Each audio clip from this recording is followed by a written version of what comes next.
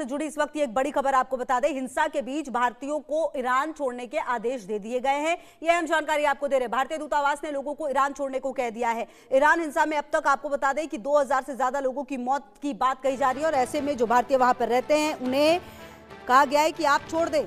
Iran हिंसा से जुड़ी इस वक्त की अहम जानकारी आपको दे दें, जहां कहा गया है कि ईरान छोड़ दें आप, क्योंकि जो स्थिति है वो काफ़ी ज़्यादा खराब होती हुई नज़र आ रही है। जी हाँ, क्योंकि दावा जो है वो अलग अलग किया जा रहा है। कहीं पर कहा जा रहा है 2000 लोगों की जान गई है, लेकिन कई रिपोर्ट्स ऐसा भी दावा कर रहे हैं कि जो संख्या है वो और ज़्यादा बढ़ सकती है। जी हाँ, और आपको बता दें कि अगर जो स्थिति है उसको देखते हुए शायद स्थिति और बिगड़ सकती है और ईरान की करेंसी रियाल की वैल्यू लगभग 0 के बराबर पहुंच चुकी है। जी अगर भारतीय मुद्रा में एक रियाल की कीमत सिर्फ 0.000079 रुपए रह गई है और इससे पहले कई प्रतिबंध भी लग चुके हैं। तो ऐसे में आपको बता दें कि जो ईरान में तनाव के बीच वहाँ पढ़ाई कर रहे भारत के लगभग 2000 छात्रों के परिवारों की चिंता बढ़ गई है और कहीं ना कहीं आपको बता दें कि लगातार ये कहा जा रहा है कि कई ऐसे परिवार हैं जिनके लिए ये अब चिंता का विषय बन गया है।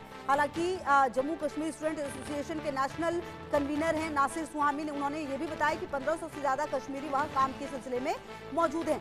तो अगर आप पूरे इस स्थिति को समझें तो जिस तरह से 28 दिसंबर 2025 से इस राजधानी तेहरान से विरोध प्रदर्शन की शुरुआत हुई, उसके बाद लगातार ये प्रदर्शन हर दिन बढ़ता चला गया। हर अगले दिन प्रदर्शन पहले दिन से ज़्यादा विनाशकारी होता चला गया और आप देखिए कि अभी फिलहाल क्या स्थिति है कि भारतीय दूतावास ने लोगों को ईरान छोड़ने को कह दिया है, क्योंकि वहाँ पर जो प्रदर्शन है वो लगातार हिंसक होते हुए नजर आ रहे हैं।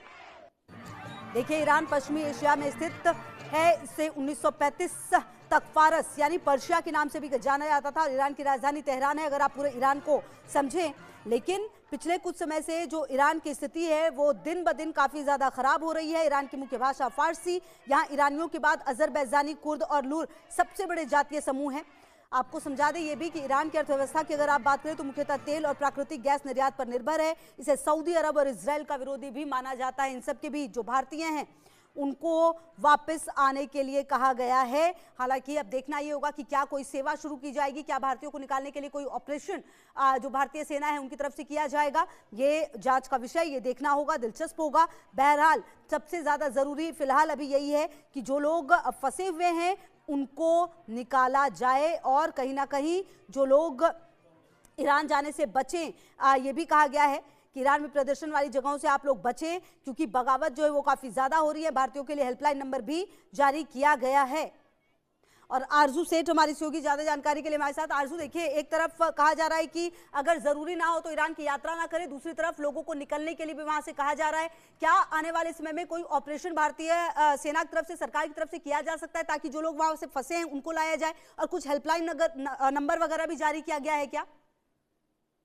जी बिल्कुल, देखिए अगर हम बात करें तो जिस तरीके से ईरान में लगातार हालात बिगड़ रहे हैं, वहां पर जिस तरीके से उग्र प्रदर्शन जो है वो होता हुआ नजर आ रहा है, ऐसे में भारत सरकार की तरफ से ये एडवाइजरी जो है वो जारी की गई है।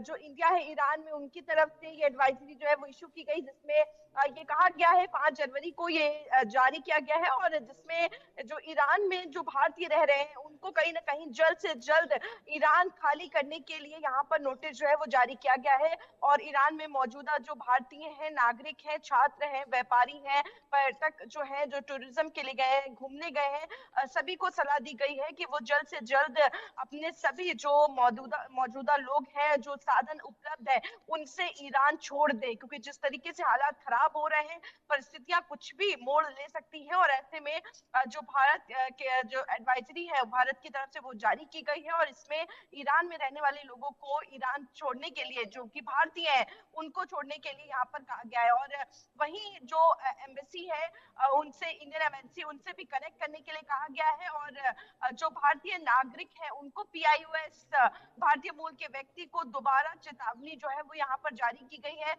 सभी सावधानी बरतें, ये भी कहा गया है। प्रदर्शन और विरोध जहां पर हो रहा है, जिन इलाकों में ज्यादा हो रहा है, उनसे बचने के लिए भी कहा गया है। भारतीय दूतावास के संपर्क में रहे, स्थानीय समाचारों में पर नजर रखें, जो भी अपडेट हो रही है उसकी जानकारी रखें। तो तमाम ऐसी चीजें हैं जो निकाली गई हैं, जो बताई जा रही हैं, और ऐसे में ईरान में मौजूदा हालात हैं उससे सभी वंचित हैं। जिस तरीके से हालात खराब हो रहे हैं, और ऐसे में अब ये एडवाइजरी जो जारी की गई है कि ईरान को जल्द से जल्द जो भारतीय लोग हैं वो छोड़ दे, तो ऐसे में ये साफ नजर आता है कि हालात कहीं से भी बेहतर होते हुए नजर नहीं आ रहे। और जिस तरीके से आपने भी जिक्र किया, क्योंकि हमने पहले भी देखा है, जब भी भारतीय लोग किसी भी देश में फंसे हों, जब भी मुसीबत का वक्त आता है, मुसीबत की घड़ी आती है, किस तरीके से भारतीय सरकार हो, आर्मी, नेवी, हर कोई जो है वो अपने भारतीयों को वहां से निकालता है। और ऐसे में जब ईरान में इस तरीके से मुश्किल की घड़ी आएगी, तो जरूर भारत सरकार की तरफ से कोई ऑपरेशन चलाया जाएगा, जिसके अंतर्गत, जिसके तहत जो भारतीय जो ईरान में फंसे हैं उनको निकाला जाएगा। जी बिल्कुल। और आरजू देखिए, देखना यह है कि आने वाले समय में किस तरीके से यहाँ जो लोग फंसे हुए हैं उनको निकालने की जो आगे बात सामने आती है। बहरहाल बहुत शुक्रिया आपका इन तमाम जानकारियों के लिए।